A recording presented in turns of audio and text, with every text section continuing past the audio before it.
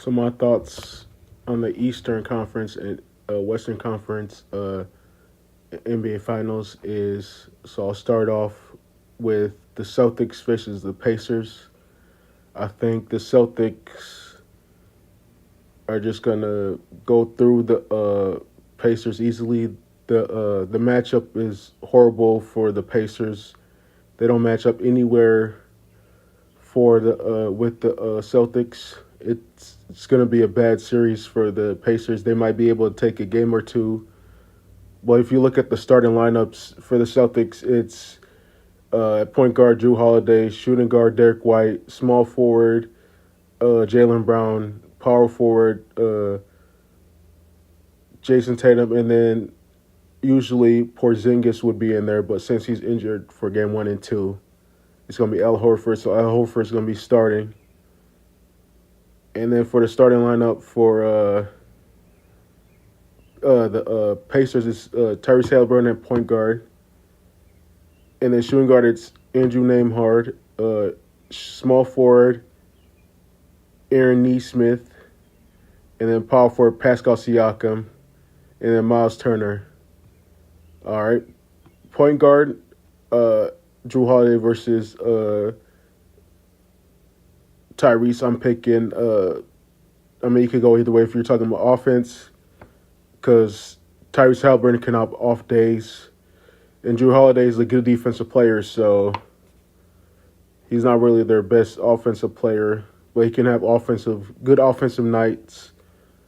He might average maybe 12, maybe 14 points in this series. Tyrese needs to average at least 25 or more points in this series. And then shooting guard, it's Derek White versus Aaron Nesmith. All right, I'm picking Derek White. Derek White is a good defensive player. He's a person on the Celtics that I think that can help the Celtics get them over the hump and help them win the title. When he's hot from three, and Tatum and Brown are one of those two of their star players is having a bad game, he's usually the player to get them going or past the team that they're facing. So he's the key player in this series is Derek White.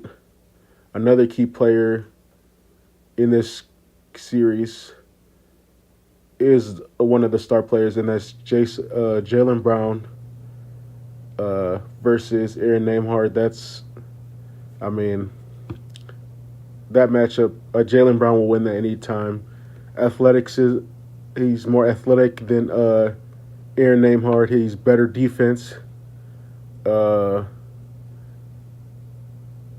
But his shooting days, Jaylen Brown, like I said, he has off shooting days. Like, the Boston Celtics do take the most threes in the NBA, and I'm pretty sure they miss the most threes. But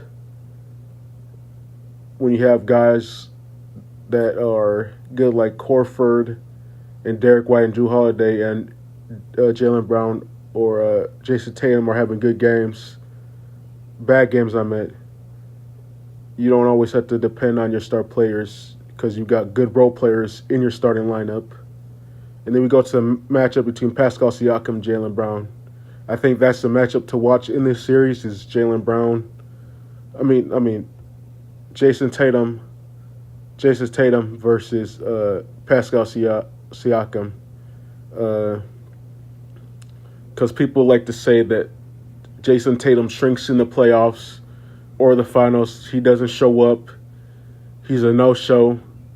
But I believe Jason Tatum will average more than, I'll say, 27, maybe 28 points per game in this series. Maybe 25. Somewhere in 25 to 30 range in this series is more like it.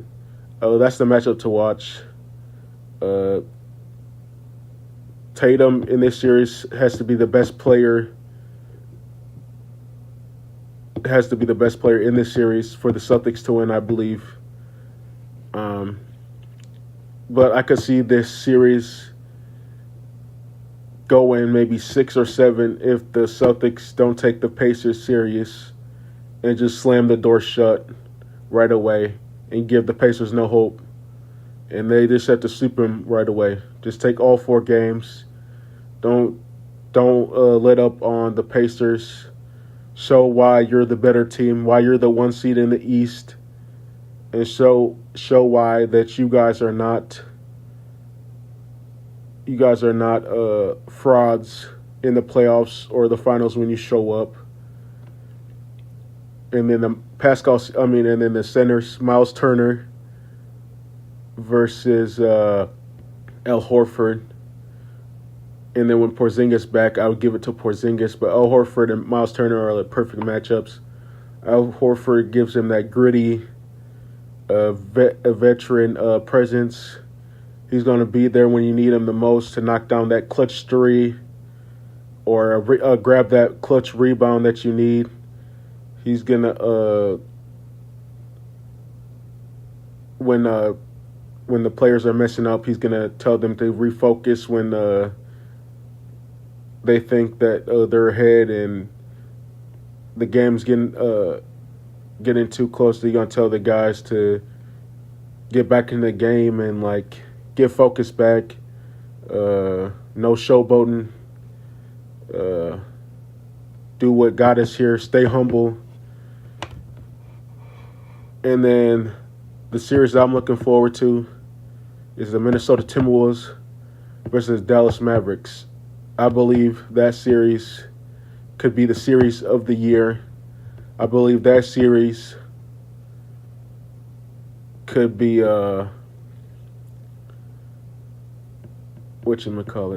series of the year.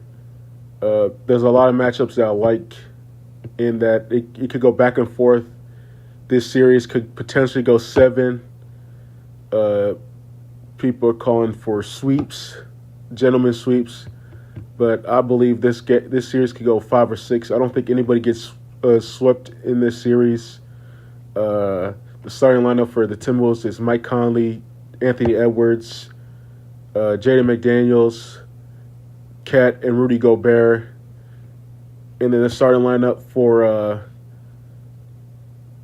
Mavericks is Derek Jones Jr., Kyrie, Luka, Daniel Gafford, and PJ Washington. So if you look at those matchups, Kyrie and Mike Conley, I give the nod to Kyrie. He's been to the Eastern Conference Finals. He's been to the finals before. He knows what it's like to win a chip.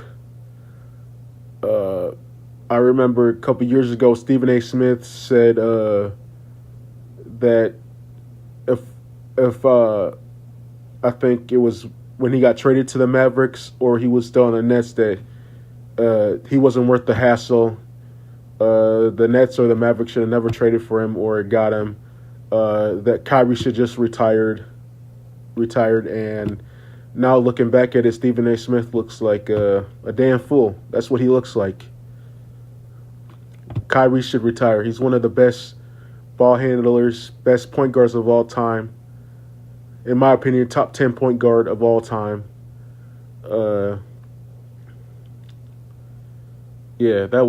That's just insane. When I look back at it, he helped take the Mavericks to the Western Conference Finals.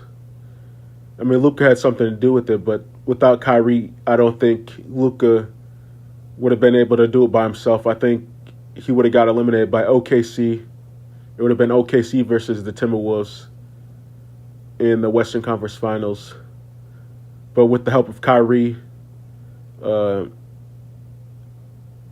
in the Western Conference Finals. So just looking back at what Stephen A. Smith saying that Kyrie should retire, it's just pitiful, disgusting. Not disgusting, but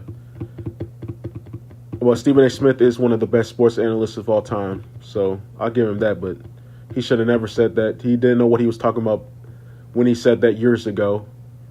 So put respect on Kyrie's name. Stop disrespecting him. And then we go to Ant-Man versus Luka Doncic. That's going to be the match of the series. This could be for who's the next face of the NBA.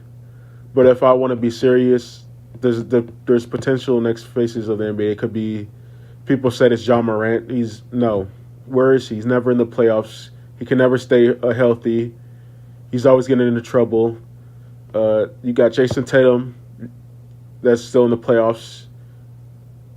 The two men I'm about to talk about right now is Luka and Anthony Edwards, and then you got SGA just got eliminated last round.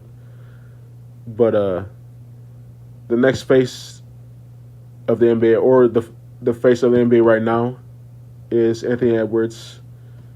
I'm a big LeBron James fan. Like, I'm being unbiased here. LeBron will go down as the greatest NBA player of all time. I don't care what anybody says. I will argue with anybody that says LeBron James is not the GOAT. People say Michael Jordan is the GOAT. I do not care. You old heads, go home. That era is, just go home, okay? I don't care. I don't care. You guys can say Michael Jordan's the GOAT. I don't care. It's LeBron James.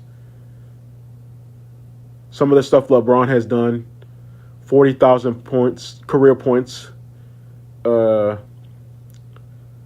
came out of high school, went straight to NBA, had a lot of people looking at him as the next big thing, and he still is. If people will still be talking about LeBron, so yes, when people are still talking LeBron today, even though that he's still not in the NBA playoffs. That's how big of a superstar LeBron is. Even though he's still not in the playoffs, people still like to talk about LeBron James. And that's why he still has an argument of being the face of the NBA still, because of his brand, his name, and what he's done in his career. So put some respect on his fucking name and stop disrespecting him. Now back to the Ant-Man and Luka matchup. I think that could be a back and forth matchup. I think Ant-Man is the next face of the NBA, though. I believe that. I think he is a superstar. I think he will help Minnesota beat the Mavericks in 5 or 6. I wouldn't be surprised if it goes to 7, but I'm claiming 5 or 6 games the Minnesota Timberwolves take. And I'm speaking in non-biased. I'm from Minnesota. And what it means to Minnesota to win a chip, Ant-Man to be the superstar to win a chip with us, it would mean a lot. I'm not going to lie. I'd probably cry if the Timberwolves won the NBA championship this year. I don't care what anybody says. You can make fun of me or say whatever you want to, but any Minnesota team that wins a chip, I would cry. That's a Minnesota team. I'm a diehard Minnesota fan until I die.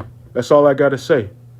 But Ant-Man is putting Minnesota back on the map. He's making sports analysts put respect on Minnesota's name, just like Justin Jefferson will do in football. What he's been doing in football for Minnesota Vikings, and will continue doing when he resigns with the Minnesota Vikings. And y'all will start showing Minnesota teams, specifically the Timberwolves and the Vikings, some damn respect, because I'm tired of it. And I keep calling people out on the damn disrespect. Every single time I hear disrespect from people. I think Luka will average somewhere between 28, 29, maybe 30-plus range points per game. I think Ant-Man will average 27, 28, 29 points per game. I think this is where Ant-Man solidifies his legacy as a face of the NBA. This is where he proves that he's the next big thing.